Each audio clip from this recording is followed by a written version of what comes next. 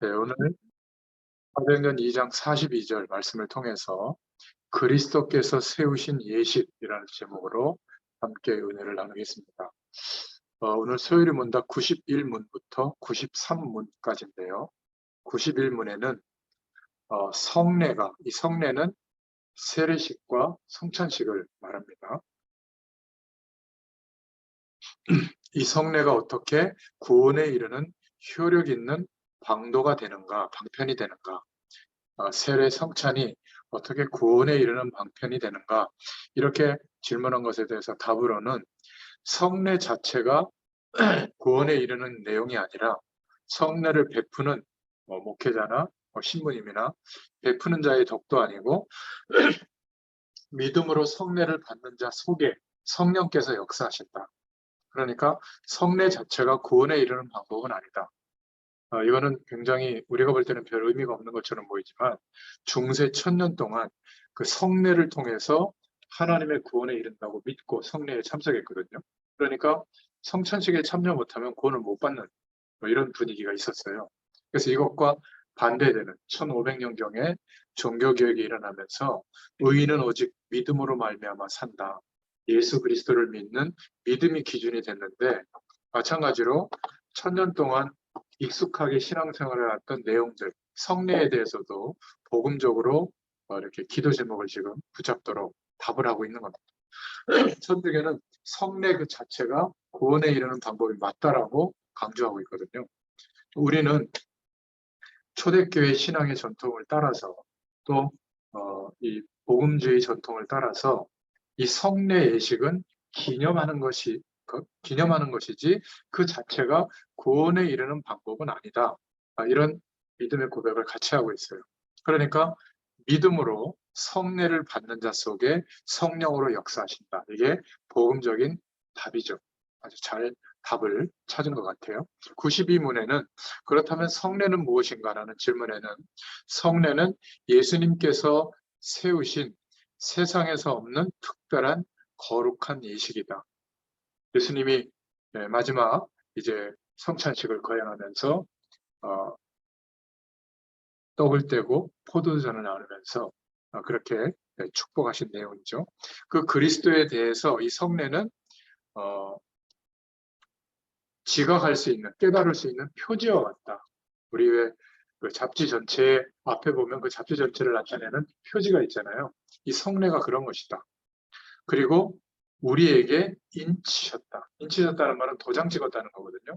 하나님의 구원의 축복이 임하고 하나님의 모든 것을 유업을 이을 자로 하나님의 자녀로 구별하셨다. 그게 성례 때 우리에게 주시는 축복인데 이것을 믿는 자에게 적용되게 하신다. 이렇게 답을 하고 있죠. 93문에는 그러면 신약의 성례는 무엇인가? 바로 세례와 성찬이다. 이렇게 답을 하고 있습니다. 아까도 얘기했지만 신약의 성례는 세례와 성찬이라고 굳이 답을 이렇게 정해놓은 이유가 뭐냐면 천주교에서는 이것 말고도 5가지 성례가 더 있죠.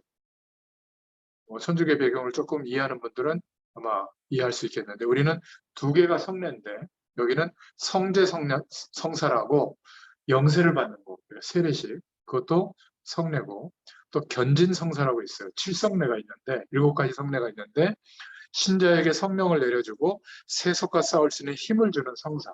그러니까 하나님의 구원이 임할 정도의 어떤 권위를 부여했기 때문에 성례를 집행하는 그 신부님이나 추기경이나 또 여기에 성례에 참여하는 그 예식이 굉장히 중요하게 생각된 거죠.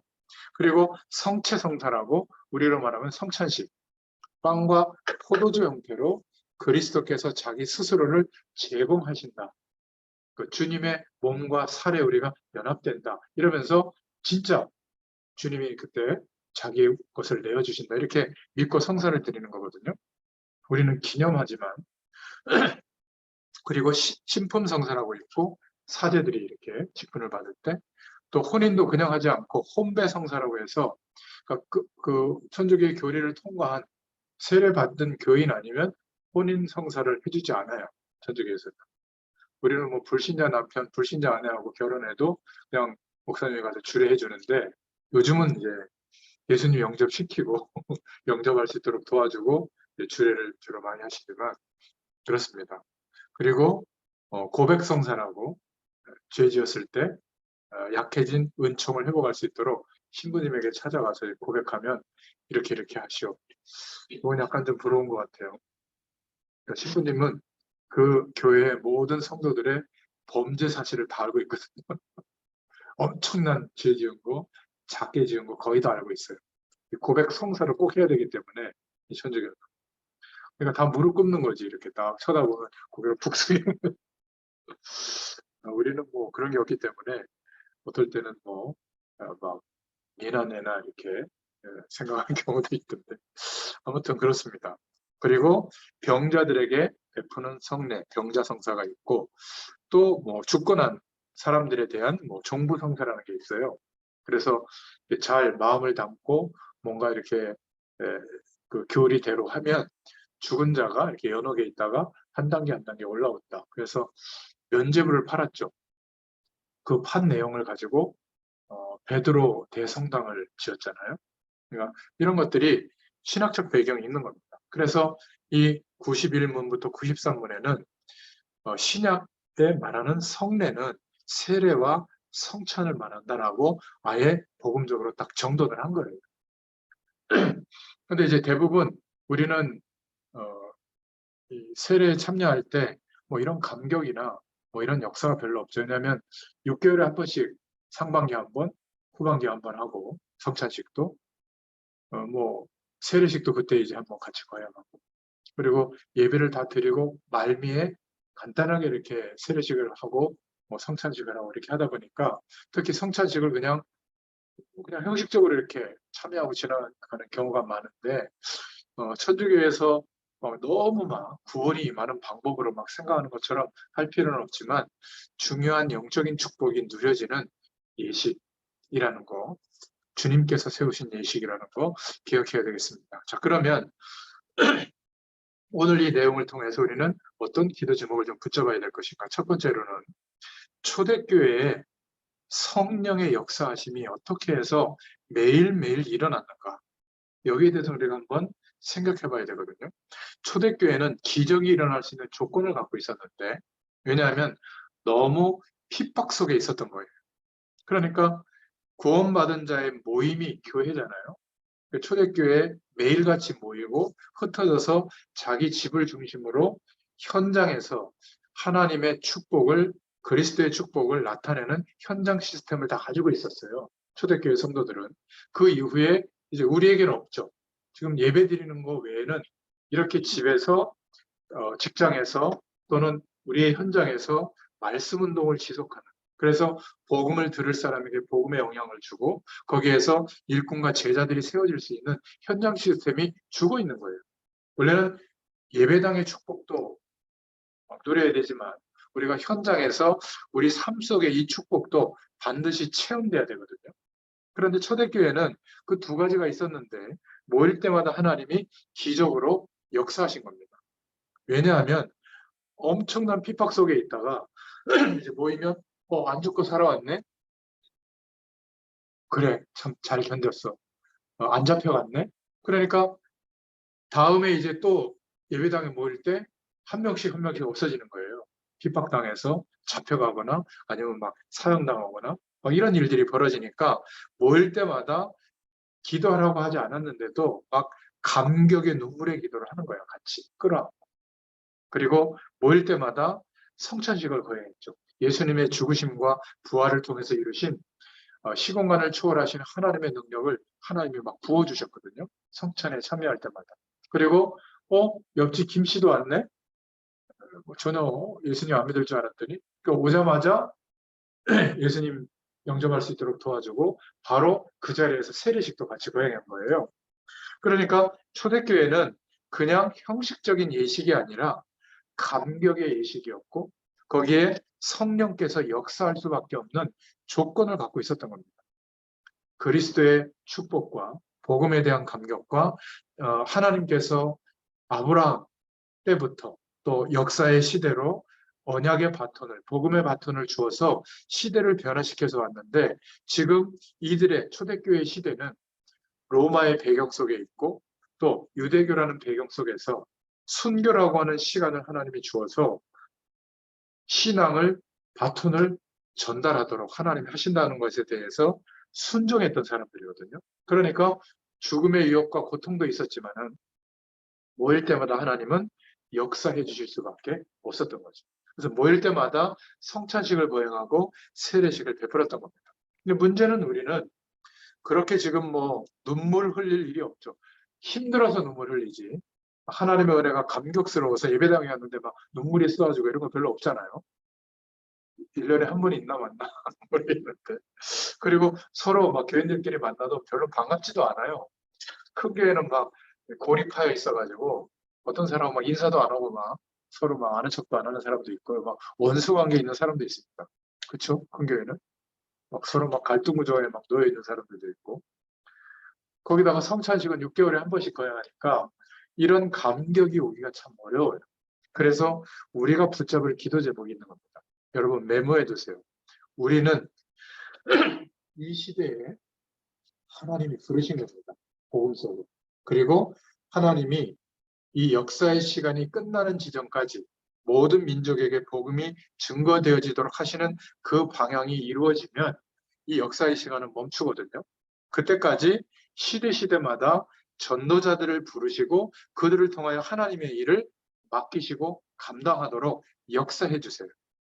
그런데 우리가 그렇게 원하지도 않았는데 어느 날 예수 그리스도를 믿게 하시고 그러니까 행복하다, 문제를 해결받는다, 성공한다 이 정도가 아니라 이제는 예수님의 이름을 의지해서 시공간을 초월하시는 하나님의 능력을 기대하고 그 은혜와 힘의 배경으로 오늘을 살게 된 겁니다.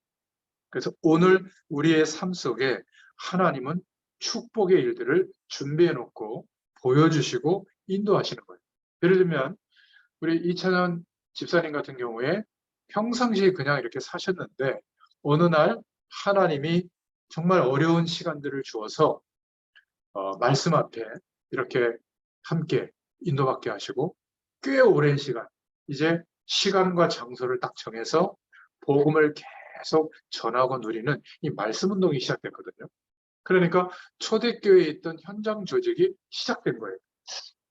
저는 이 말씀을 듣는 여러분들도 다 집이 있더라고 보니까 부모님 밑에 있을 때는 그게 좀 어렵지만 각자의 집에서 왜 시작을 못하는지 모르겠어요. 무인도에 혼자 살지 않는 한 가까운 사람, 친구, 직장 동료, 좀 대화가 되는 사람 분명히 있을 텐데 아니 나 머리 어디서 잘랐어, 옷 어디서 샀어 이런 얘기는 잘하는데 예수 믿고 답을 얻은 얘기를 툭 건네줄 수 있잖아요. 힘들어할 때 예수 믿으면 돼. 물어봤더니 교회 다닌 배경이 있어요. 지금 안 다니지만. 그러면 말씀 한번 들어볼래? 그러라고 제가 이렇게 녹화한 걸 올려놓잖아요. 그럼 이걸 툭 보내보세요. 아, 그거 좀 이상하다요. 그럼 안 보내면 될 거 아니에요? 뭔가 좀 은혜가 된다. 그럼 계속 보내주세요. 똑같이 하나님이 역사할 수 있거든요. 근데 그 많은 하루의 시간이 오로지 나를 위해서 살잖아요. 진짜 행복합니까? 돌이켜보면 제가 지난 30년 동안 말씀 준비하고 말씀 전달하고 또 말씀 전달을 사람들에 대해서 기도하고 이렇게 30년을 지냈거든요. 그러니까 제가 말씀 심부름에서 은혜를 끼치는 그런 이유도 있지만 제 자신이 하나님의 말씀이 가리키는 방향에 순종하고 살아왔던 거예요. 그런데 어느덧 제 아이 셋은 컸고 나름대로 시행착오를 겪고 있지만 각자 복음을 바라보면서 인도받아 가고 있고 또 저도 그렇고 우리 집사람도 그렇고 화려한 이벤트나 막 이런 거는 별로 해준 적이 없지만 비교적 서로 존중하고 아껴주고 이런 관계예요. 그리고 제가 지금까지 요즘 보니까 차가 바뀌었거든요. 기름값이 13만 원 들어가더라고요. 깜짝 놀랐어. 그런데 한 번도 기름값이나 사역 현장에 가는데 비용이 없어서 제가 사역을 멈춰본 적이 없어요. 전부 하나님이 역사해 주시거든요. 105km 제가 나갔단 말이에요.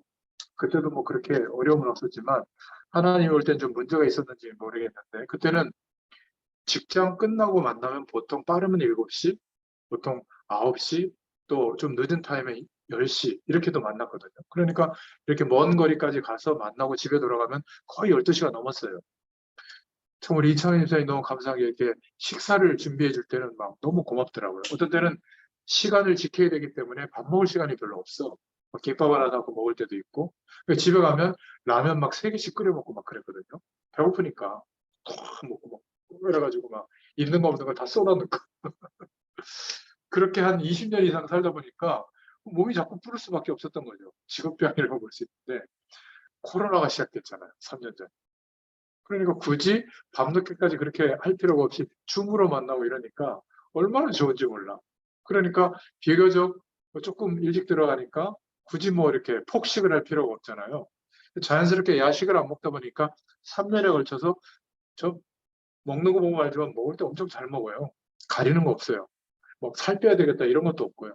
근데 조금씩 조금씩 줄여져가지고 오늘 재보니까 85.8인가? 여기까지 내려왔어요. 몸이 얼마나 가벼운지 몰라. 이 문제는 전에는 옷이 안 맞으니까 매년 치수가 늘어난 걸 구입해서 입었다면 이제는 예전에 안 보였던 거 이제 하나씩 꺼내 있거든. 그래도 약간 크던데. 제가 이런 말씀을 드리는 이유는 뭐냐면 대부분의 사람들은 내가 생각하고 경험한 대로 시간과 공간 안에 벌어지는 이 세상의 기준을 따라 24시간을 쏟아부어도 부족할 만큼 열심히 살아요. 그런데 비교적 불행합니다. 비교적 고통 속에 있어요. 하나님이 주시는 이 힘과 능력과 은혜가 임하잖아요. 조건은 똑같은데 평안이 오고 감사가 오고 감격이 일어나요. 더 나아가서 나를 이 복음의 대열 속에 하나님이 역사하시는 전도의 대열 속에 내 인생을 세워주셨다는 것을 알게 돼요. 그게 날마다 감격이죠. 이 감격이 초대교인들에게 있었던 거예요. 왜? 모일 때마다 성례를 통해서 하나님이 그 축복을 부어줬거든요. 우리는 매일 성례를 할 수는 없지만 매일 말씀을 통해서 묵상하면서 각자가 혼자 드리는 예배, 혼자 드리는 묵상의 시간을 통해서 이 은혜가 하나님이 부어주시는 은혜가 충만하게 임하고 있다면 지금도 똑같이 매일매일의 삶이 감격스러울 거예요. 왜냐하면 그냥 먹고 사는 일 정도가 아니라 나의 일용할 양식을 하나님은 책임지겠다고 했잖아요. 주기도문에도 주님이 말씀하셨던 것처럼. 그러면 오늘 하루의 삶을 통해서 내가 먹고 사는 것은 당연히 하나님이 책임지시죠. 이 일이 전도의 일, 선교의 일, 하나님이 원하시는 일이라고 생각한다면 의미와 내용이 바뀌어요. 거기에서 누가 보이냐면 일이 보이는 게 아니라 일 속에 만나지는 사람들이 보이죠. 그리고 그 사람들은 무엇을 중심으로 인생관을 품고 세계관을 품고 사는지가 보여요. 더 나아가서 그 영혼들을 위해서 우리가 매일매일 조금씩 기도해 보면 그 사람의 영적 상태가 보이거든요. 그러다가 어느 날 성령께서 마음에 알게 해주세요. 아, 좀 뭔가 얘기해 줘야 되겠다. 뭔가 식사나 차를 한잔하면서 뭔가 대화를 좀 나눌 시간이 온 것 같다. 왜냐하면 기도하는 사람에게 성령께서 시간표를 알게 해주시거든요. 그런 마음이 들었을 때 부담 갖지 말고 한번 툭 던져보세요. 내가 예수님 만나고 인생이 바뀐 이야기. 물론 안 바뀌어 있다면 못하겠죠. 안 바뀌어 있어서 못하는 거라면 여러분 영적으로 좀 기도 제목을 갖고 도전하시기 바랍니다. 올해 가기 전에 다른 사람에게 말해주고 싶은 내용이 매일 있기를 축원드립니다. 이거 없으면요 억울한 거예요. 이거랑 똑같아.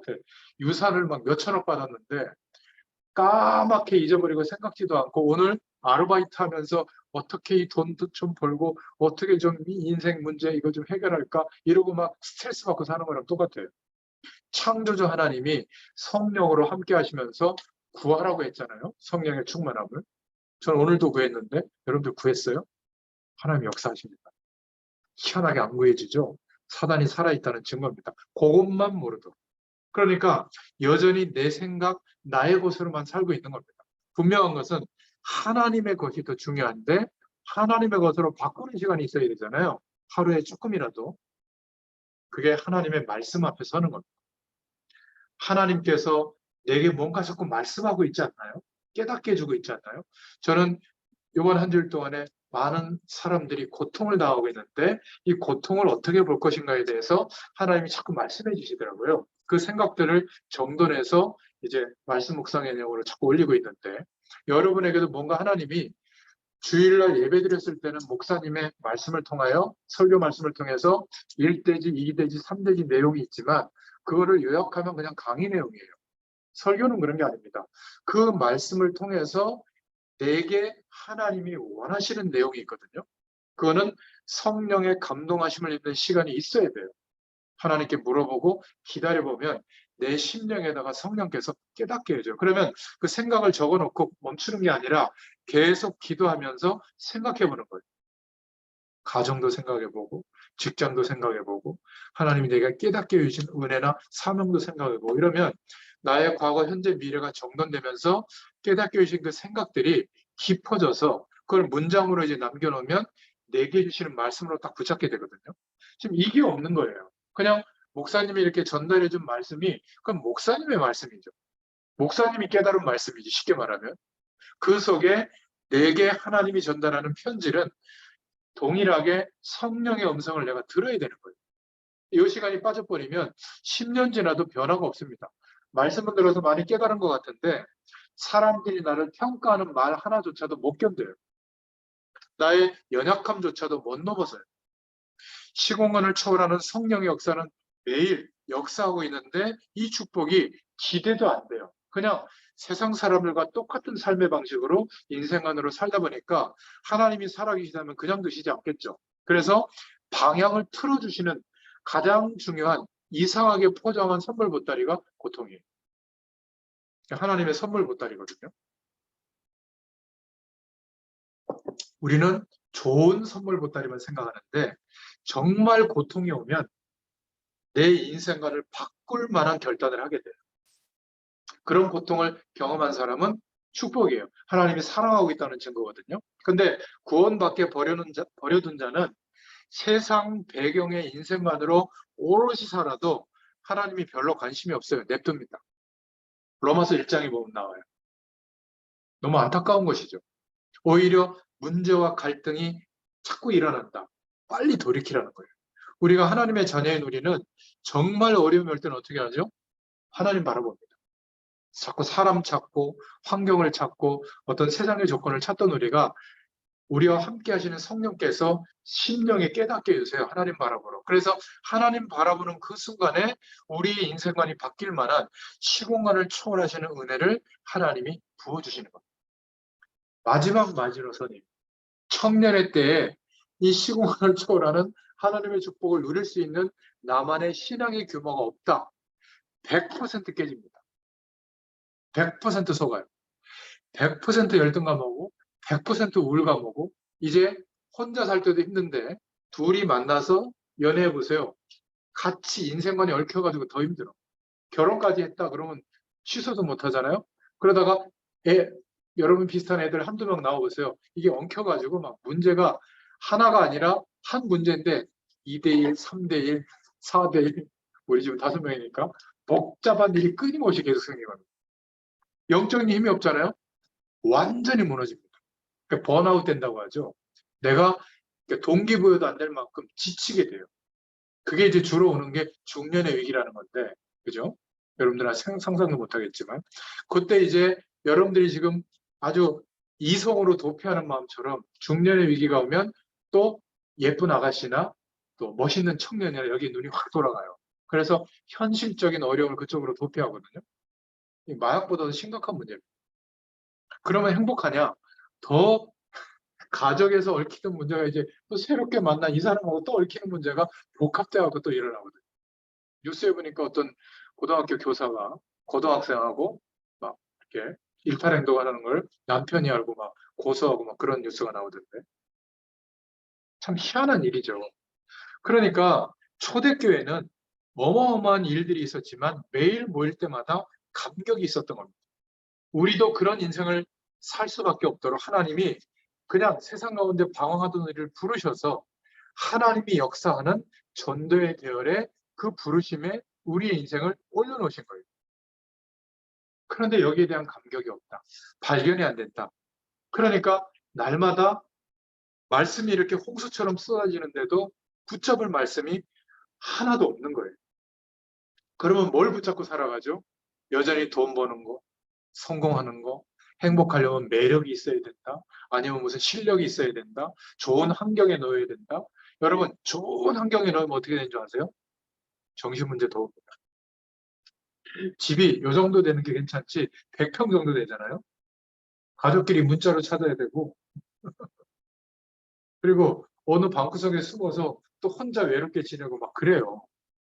집에 들어가면 불 딱 꺼져 있을 때 우울하거든요. 뭐가 이렇게 나와서 이렇게 응? 반려견이라도 반겨주고 이래야 기쁘지. 혼자 한번 들어가 보세요. 완전 정신문제 올 가능성이 많습니다. 거기다가 집안의 배경이 영적인 어려움을 겪고 있는 집안의 배경이다. 거의 100%예요. 그러니까 하나님의 은혜를 누리는 우리가 어찌 이것을 얘기 안 해줄 수 있나요? 다 그렇게 힘들게 사는데 겉으로는 괜찮은 것 같은데 가만히 이렇게 대화하고 이렇게 보면 완전히 정신병원에 안 갔지만 정신문제가 와 있다니까요. 어딘가에 막 집착하고 있어요. 자기도 모르게. 그러니까 집착 정도가 아니라 중독돼 있다는 거예요. 완전히 빠져서 헤어나지를 못해요. 그래서 하나님이 우리를 부르신 줄로 믿습니다. 그래서 오늘 이 그리스도께서 세우신 예식이라는 제목이지만 매일매일 초대교인들이 누렸던 초대교회 응답의 조건을 우리가 가지고 있어야 된다. 이렇게 모자란 우리를 그리스도를 깨닫게 하시고 믿게 하셔서 시공간을 초월하시는 하나님의 능력을 구하면 받을 수 있는 신분과 자격을 다 주셨어요. 구하면 됩니다. 죄에 대한 인식을 하고 하나님 앞에 우리의 자신을 인정하고 회개하면 바로 축복의 역사가 일어나죠. 자, 그렇다면 이 은혜와 감사가 없다면 영적으로 나쁜 사람들이에요. 그리스도 되어주신 그 은혜가 사장되고 있는 거거든요. 그래서 오늘 두 번째로 믿음의 선배님들이 전통적으로 어떻게 여기에 대해서 답을 했는가 한번 볼 필요가 있죠. 성례는 무엇인가? 두 번째로. 그래서 성례는 하나님의 임재하시는 그런 축복을 누리는 것인데 성례식하는 그 자체가 그런 게 아니라 믿음으로 참여하는 자에게 성령께서 역사하시는 것이다. 그래서 성례는 그냥 예식이 아니고 주님께서 준비하신 예식인데 우리의 이 구원의 축복이 얼마나 큰 것인가를 그 당시에 그 시간에 깨닫게 하는 표지가 된다. 그러면 세례는 뭐냐? 우리를 구원의 축복 받을 자로 하나님의 자녀로 인치셨다고 하는 그 축복을 기념하는 거다. 거기에 대한 기념이다. 성찬 예식은 뭐냐? 우리가 그렇게 구별된 사람이라고 하는 이 인치심이 우리 각자에게 적용되는 시간이다. 그게 성찬식의 의미다. 그것을 기념하는 거다. 이렇게 영국의 믿음의 선배님들이 답을 정말 완벽하게 찾아놨어요. 그러면 세 번째로 어떻게 해서 초대교회는 이런 역사가 일어났을까? 바로 자신들이 신앙생활을 잘해서라기보다 모세가 이스라엘 백성들과 같이 피의 언약을 붙잡았을 때, 오실 메시아 약속을 붙잡고 문설주의 피를 발했을 때 애굽의 우상의 배경이 무너지고 바로 왕이 완전히 포기하게 됐죠. 그래서 출애굽한 역사가 일어났고 출애굽하고 난 뒤에 하나님께서 지시하시는 방향, 가나안 땅을 향해 갔죠. 왜죠? 거기에 메시아가 오실 땅에 정착하는 것이 지금 우리 시대의 세계 복음화하고 같은 방향입니다. 모세와 이스라엘 백성들에게 허락하셨던 언약의 바톤이 초대교회에 그대로 전달됐다는 것을 이 성도들이 확신했어요. 또 다윗이 언약궤의 중요성, 언약궤가 오실 메시아에 대한 축복을 상징하는 건데 언약궤와 메시아에 대한 약속을 붙잡고 그리스도의 몸된 성전을 완성하려고 몸부림친 인물이 다윗 왕입니다. 물론 인격적으로 굉장히 심각한 죄를 저지르기도 했지만 하나님은 회개할 때 용서하시고 다윗을 최고로 축복하셨습니다. 이스라엘의 역대 왕들 중에 다윗만큼 하나님의 축복을 드러냈던 왕이 거의 없다고 보면 됩니다. 초대교회도 마찬가지로 그 언약의 바톤을 받아서 예수님이 그리스도 되신다고 하는 이 축복을 핍박의 순간 앞에서도 순교의 시간 앞에서도 현장에 전달했죠. 그 어마어마한 공권력으로 누르는데도 없어지지 않고 3세기가 지났을 때 300년 뒤에는 로마가 국교로 선포할 만큼 성령의 역사가 환경을 넘어서게 된 겁니다. 그래서 초대교인들은 모일 때마다 성찬식을 했고 행사할 때마다 성찬식을 거행했어요. 그러니까 예수 그리스도의 축복을 기념하고 누린 겁니다. 이러니까 하나님의 역사가 일어날 수밖에 없었죠. 우리도 그렇게 성찬식을 해야 되냐? 그 의미가 아니라 모일 때마다 우리가 어떤 중요한 일을 앞두고 회사에 갈 때, 가정 속에서 혼자 있을 때 이 그리스도의 축복을 똑같이 누린다면 푸닥거리 하듯이 기도하지 않아도 성령께서 당연히 역사하실 줄 믿습니다. 막 무슨 축기 이론하듯이 막 나가라 들어와라 막 십자가 들이밀고 막 이런 식으로 흑암 세력이 꺾이는 게 아니라 우리가 이 축복을 누리고 있으면 당연히 흑암 세력은 꺾이게 될 줄로 믿습니다. 어디에요? 우리가 움직이고 머무는 현장마다 이 은혜가 임하게 될 줄로 믿습니다. 마귀도 오직 예수 하니까 도망가는 거지 자꾸 다른 것 하니까 건드리고 속이는 거예요. 그렇죠? 그래서 결론적으로 나는 왜 잘 안 될까? 나에게는 언제 이렇게 충만한 하나님의 역사가 일어날까? 믿음의 선배님들이 고백했던 그 고백이 우리에게 있으면 됩니다. 바울은 이렇게 고백했죠. 나는 그리스도 한 분으로 만족한다. 그 이상의 것은 필요 없다. 바울과 우리는 약간의 견해 차이가 있습니다. 아닌 분도 있겠지만은 있어요. 이 바울은 지금으로 말하면 이재용 같은 사람, 어마어마한 재산가의 그 가문의 대표였고요. 그리고 왕족 출신이었어요. 그리고 아마 하버드 로스쿨 나왔을 거예요. 지금으로 따지면. 가말리엘의 문화생이었고 또 경건으로 따지면 바리새인, 율법을 막 생명 걸고 지키는 바리새인 중에 바리새인이었다고 성경은 기록하고 있거든요. 그러니까 그 많은 것이 있어도 뭔가 한계 속에서 살아왔는데 그래서 바울 같은 인물은 영향 줄 사람이었기 때문에 하나님이 직접 창조의 빛으로 임하셔서 역사했죠. 그래서 예수 그리스도를 깨닫게 한 겁니다.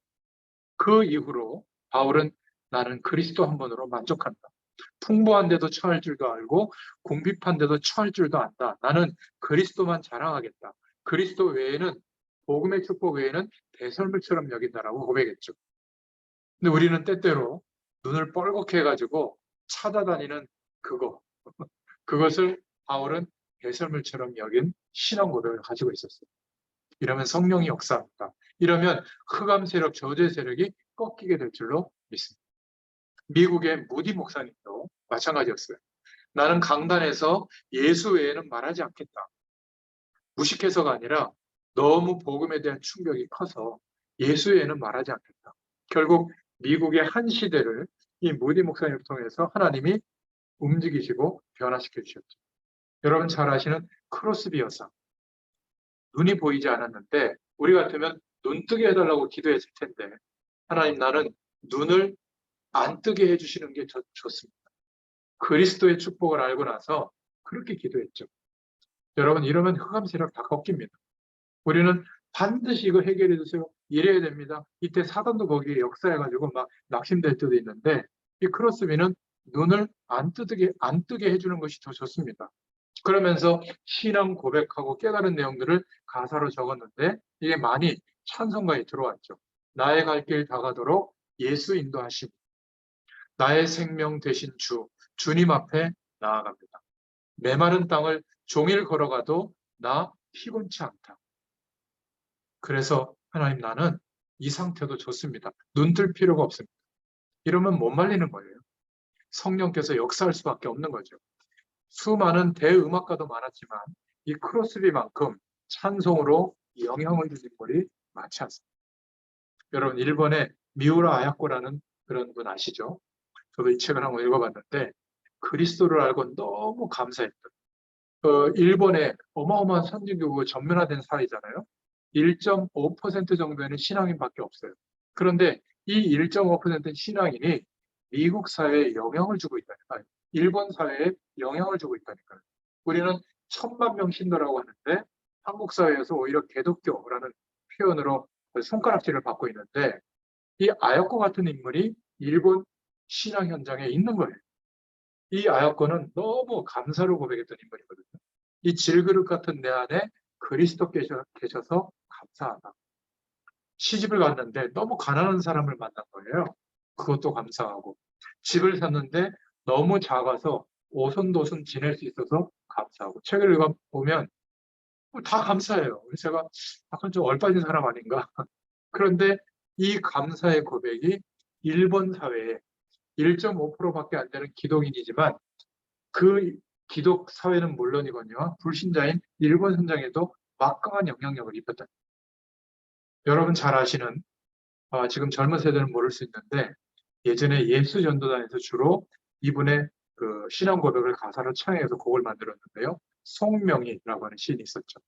이 사람은 말도 잘 못하고 몸이 뒤틀려 있기 때문에 몸도 잘 못 쓰고 걷지도 잘 못하는 사람이었어요. 그런데 얼마나 하나님의 사랑의 축복을 누렸는지 이렇게 고백한 겁니다. 하나님은 나에게 공평하시다. 몸도 못 쓰고 걸음도 못 걷고 하는데 하나님은 공평하시다. 건강도 없고 재물도 없는데 하나님은 이 모든 것을 가진 그 사람들에게 없는 것을 나에게 주셨다. 그래서 하나님은 공평하시다. 공평하신 하나님이 나 가진 것 다 없지만 이런 찬양이 있잖아요. 우리 80년대, 90년대 한국교회 부흥을 앞장서서 일으켰던 찬양 중에 하나. 공평하신 하나님. 우리는 저거 말이야, 돈 많은데 망하니까 공평하다 이렇게 생각하잖아요. 저 아무리 지식을 많이 해도 불행하니까 공평하다 이게 아니라 저들이 많은 것을 갖고 있어도 지금 내 안에 하나님이 부어주시는 이 놀라운 시공간을 초월하는 이 은혜는 저들에게는 없는 것이라면 정말 공평하시다. 내가 이렇게 부족하고 연약한데 내게는 이런 축복을 비밀을 주셨구나. 이런 고백을 통해서 전국에 세계에 많은 영향을 줬죠. 안희숙 사모님 여사의 책도 제가 읽어봤는데 이분도 참 못 말려요. 나는 불 가운데도 갈 수 있다. 물 가운데도 갈 수 있다. I can do. 적극적인 사고방식이 아니라 왜냐하면 거기도 하나님이 계시니까. 그죠? 우리 이창현 집사님이 베트남 가는데 저는 기대가 되는 게 거기도 하나님이 계시니까. 하나님 계십니다. 그죠? 이러면 못 말리게 돼요. 나는 죽어도 괜찮다. 죽고 난 뒤에 영원한 천국, 거기도 하나님이 계시니까. 이러면 어떤 문제와 사건 통해서도 흑암 세력은 역사할 수가 없는 겁니다. 또 당연히 성령께서 이 전도의 대열에 쓴 이 인생을 통하여 역사할 수밖에 없는 거죠. 여러분, 초대교회가 이 신앙의 중심이 있었던 겁니다.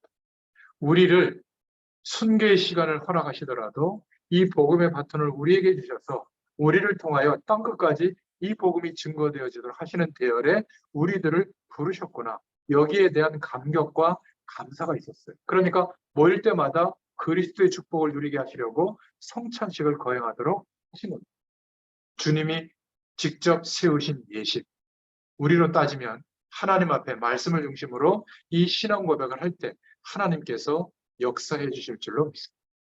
어떤 목사님이 했던 말이 기억이 나는데요. 평신도에게 믿음을 배웠다고 하는 그 고백이에요. 어떤 평신도가 금식 기도 3일을 한다고 작정했다고 합니다. 그래서 목사님이 물어봤대요. 왜 금식 기도를 하려고 하냐고. 그랬더니 이렇게 대답을 하더래요. 목사님, 제가 요즘 너무 기도 제목이 많아져가지고 욕심이 많아져서 이거를 없애려고 금식 기도를 하기로 했습니다. 이러더래요. 목사님이 회개했던 속으로 나는 막 대단한 교회, 대단한 막 사역, 막 성공 막 이런 거를 사실은 기도를 하고 그랬었는데 이 평신도가 하는 얘기를 듣고 참 평신도가 낫다 이런 마음을 가졌대요. 그래서 기도 제목이 그거랍니다. 평신도가. 하나님 내가 왜 이렇습니까? 구원의 축복을 받고도 왜 이렇게 세상 욕심에 대한 기도 제목이 많아졌습니까? 하나님 나를 마음대로 써주십시오. 죽여도 좋고 살려도 좋고 망하게도 좋고 하나님 뜻대로 사용해 주세요 라고 3일을 금식했대요. 그리고 금식기도 마치고 이제 끝나고 나서 죽함 그릇을 먹는데 그렇게 눈물이 나더래요. 하나님의 은혜가 감사해서. 그 얘기를 듣고 목사님이 어떻게 평신도가 저럴 수 있을까? 우리는 대부분 금식기도 언제 하죠? 하나님 이거 응답을 줄래요 안 줄래요? 이럴 때 하지 않습니까? 3일 하다가 안 되면 응답 안 주셨죠? 내가 40일 더 합니다. 굶어버릴 겁니다. 그래도 안 주시면 내가 100일 굶습니다. 하나님이 참작고여서 죽을까봐 하나 응답 주거든요. 그러면 또 금식기도 했더니 이런 또 축복을 줬다고 간증대회하고 다니잖아요. 그죠? 이 평신도가 고백했던 그 내용 좀 마음에 많이 생각이 나는 것 같아요. 여러분, 우리들도 초대교회가 날마다 기적을 체험할 수밖에 없었던 그 응답의 조건을 우리가 가지고 있다면 지금도 하나님은 역사하십니다. 더 역사하시죠. 그래서 그리스도면 끝인 줄로 믿습니다. 성령의 역사면 끝인 줄로 믿습니다. 이게 초대교회의 역사예요. 그래서 내 생각과 내 경험보다 하나님의 것이 더 좋다면 하나님의 것, 하나님의 말씀으로 바꿀 수 있는 시간이 하루에 한 번 이상은 꼭 있기를 축원드립니다. 이때부터 저절로 하나님의 말씀이 내게 뭔가를 말하고 있다는 게 보이기 시작해요. 그래서 그것을 따라 판단하고 해석하고 결정해 나가면 성령의 인도를 받게 됩니다. 그래서 이번 한 주 동안에 적어놓고 한번 생각해 보세요. 하늘 보좌의 축복으로 나를 바꾸는 집중의 시간. 하늘 보좌의 축복으로 나를 바꾸는 집중의 시간. 이 시간을 꼭 가지길 바랍니다. 그리고 궁극적으로 여러분들 이렇게 기도 제목을 삼으세요. 하나님, 내가 하는 일, 나의 인생, 우리 가정을 통해서 또 나의 미래를 통해서 적어도 70군데 이상 영향을 줄 수 있는 업이 되도록 70군데 이상 이 복음의 빛을 발하는 응답이 되도록 하나님이 역사해달라고. 그리고 공부하고 성실하게 기도하면서 하루를 소중하게 보내시기 바랍니다. 하나님이 역사해 주실 줄로 믿습니다. 이 은혜가 임하는 또 한 주간 되시기를 축원드립니다. 기도하겠습니다. 하나님 참 감사합니다. 오늘도 주의 말씀을 허락해 주시고 영국의 믿음의 선배들이 갖게 됐던 그 믿음의 고백을 우리도 함께 할 수 있도록 전도자의 반열에 저희들의 인생을 부르시고 시공간을 초월하시는 하나님의 능력으로 역사해 나가심을 감사합니다. 이번 한 주일 동안에도 또 우리의 일평생 동안에도 이 은혜가 충만하게 임하도록 역사하여 주시옵소서. 예수님의 이름으로 감사하며 기도드렸습니다. 아멘. 감사합니다.